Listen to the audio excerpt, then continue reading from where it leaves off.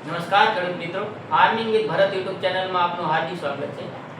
આજે આપણે અલગ અલગ યોજનાઓ વિશે વિગતવાર માહિતી મેળવવાનો પ્રયત્ન કરીશું। એના માટે આપણી સાથે સહદેવસિંહ ચૌહાણ જે ખેડૂતોને વિવિધ પ્રશ્નો મૂંઝવતા હોય એ આપણને રજૂ કરશે અને આપણે યોજના વાઇઝ અલગ અલગ પ્રશ્ન લઈશું અને તેમના પ્રશ્નોનો જવાબ આપવાનો પ્રયત્ન કરીશું। નમસ્કાર ખેડૂત મિત્રો, હું સહદેવસિંહ ચૌહાણ। તો અત્યારે આપણે આજના વિડીયોમાં આપણે ખેડૂતને મોબાઈલ લેવો હોય તો એની માટે એ સહાય કઈ રીતના મેળવી શકે એના વિશેની ચર્ચા કરીશું। તો આપણે ખેડૂત મિત્રોને તમે જણાવો કે એને મોબાઈલનું ફોર્મ ભરવું હોય તો એ સૌપ્રથમ કેવી રીતે ફોર્મ ભરી શકે? હા, સ્માર્ટફોન યોજનામાં આપણે આ ખેડૂત દ્વારા એમ કે સહાય આપવામાં આવે છે। ગુજરાત સરકાર દ્વારા ખેતીવાડી વિભાગ દ્વારા સ્માર્ટફોન યોજનામાં પણ સહાય આપવામાં આવે છે। એના માટે આ ખેડૂત પોર્ટલ ઉપર આપણે અરજી કરવાની રહેશે, જેની વિગતવાર માહિતી આપણે આગલા વિડીયોમાં એમ આપેલી છે કે આ ખેડૂતમાં કેવી રીતનું ફોર્મ ભરવું, શું પ્રોસેસ હોય, કયા કયા ડોક્યુમેન્ટની જરૂર પડતી હોય છે અને સ્માર્ટફોન યોજનામાં આ ખેડૂત દ્વારા જેમ કે ફોર્મ ભરવામાં આવે છે। બરાબર। અને આપણે આ ખેડૂત પોર્ટલ ઉપર સ્માર્ટફોનનું જે ફોર્મ ભરી એમાં યોજનામાં કેટલી સહાય હોય છે એના વિશેની થોડીક માહિતી દો। સ્માર્ટફોન યોજનામાં આપણે જોયું ને તો 40% જનરલી અથવા તો મેક્સિમમ 6000 રૂપિયા, બેમાંથી જે ઓછું હોય જે આપણે જે અમાઉન્ટ થતી હોય બિલની અમાઉન્ટ એના 40% અથવા તો મેક્સિમમ 6000 રૂપિયા એમ કે ખેડૂતને સહાય મળવા પાત્ર હોય અને જે ડાયરેક્ટ એમ કે ખેડૂતને એમના બેંક એકાઉન્ટમાં જ મળી જતી હોય છે। બરાબર।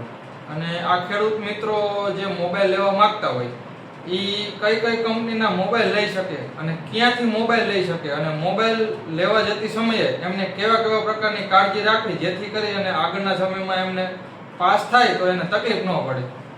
મોબાઈલમાં તો જનરલી કોઈ પણ કંપનીના એમ કે મોબાઈલ લઈ શકે, ગમે એ કિંમતના લઈ શકે, પરંતુ આપણે જ્યારે લેવા જઈએ, જ્યારે આપણે શોપ ઉપર જઈએ મોબાઈલના, ત્યારે એક કાળજી એ રાખવી કે પાકું બિલ કઢાવવું જેમાં જીએસટી નંબર લખેલો હોય, મોબાઈલનો મોડલ નંબર લખેલું હોય અને એ મોબાઈલ જે લીધો એની કિંમત આપણે ધ્યાન રાખવી જેથી એમ કે એમાં સહાયની ગણતરી માટે સરળતા રહે એમ।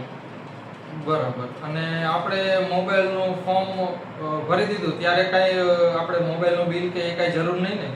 ના ના, એમાં એવું હોય તો ફોર્મ ભરી પછી આપણે જે તારીખ પૂરી થતી હોય યોજનાની અને એ તારીખ પછી ડ્રો થતો હોય, એટલે આ ડ્રોમાં જો વારો આવે તો આપણા મોબાઈલમાં મેસેજ આવે અથવા તો ગ્રામ સેવક દ્વારા આપણને કહેવામાં આવે કે તમે હવે આ તારીખથી આ તારીખ સુધીમાં મોબાઈલની ખરીદી કરી લ્યો અને ડોક્યુમેન્ટ જે માગે એ રજૂ કરવાના થતા હોય। હજી વખતે નહીં પણ પછી જ્યારે ડ્રોમાં પાસ થાય પછી એમ કે ખરીદી કરવાની હોય અને જે ડોક્યુમેન્ટ માગે એ ડોક્યુમેન્ટ રજૂ કરવાના થતા હોય। બરાબર। તો અત્યારે પેલા ફોર્મ ભરી દેવાનું ને ફોર્મ ભર્યા પછી ડ્રોમાં તમારો વારો આવે તો જ તમે આગળ એમાં પ્રોસેસ કરી શકો ને તો જ મોબાઈલ લઈ શકો। એડવાન્સ કાંઈ મોબાઈલ કે એની બિલ કે કાંઈ લેવાની જરૂર નહીં અને આગળ લીધેલું હોય તો એ બિલ માન્ય ગણે ના, આગળ લીધેલા માન્ય ન ગણાતા। જે તારીખે આપણને મંજૂરી મળે એ તારીખ પછી જનરલી 30 દિવસનો સમયગાળો હોય, એ 30 દિવસના અંદરનું બિલ હોવું જોઈએ।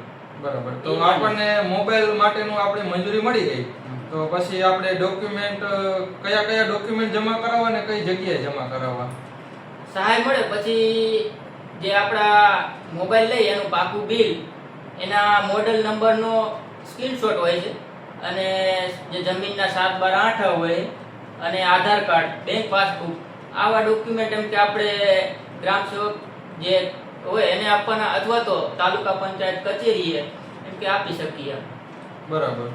તો જોયું ને ખેડૂત મિત્રો, આપણે મોબાઈલ સહાય વિશેની માહિતી, યોજના વિશેની ટોટલી આપણને આપી, તો તેના માટે તેમનો ખૂબ ખૂબ આભાર। અને આવા જ અલગ અલગ ખેતીવાડીને લગતી સહાયના ઘટકોના વિડીયો માટે તમે આગળ નવા વિડીયો જોતા રહો। તો આગળની ચર્ચા આપણે ભરતભાઈ કરશે અને આવા અલગ અલગ એમ કે સહાયની આપણે ચર્ચા કરીશું અને ખેડૂતોને મૂંઝવતા વિવિધ પ્રશ્નોનો જવાબ આપવાનો પ્રયત્ન કરીશું જેથી આ પ્રશ્નોનો જવાબ આપને મળી રહે।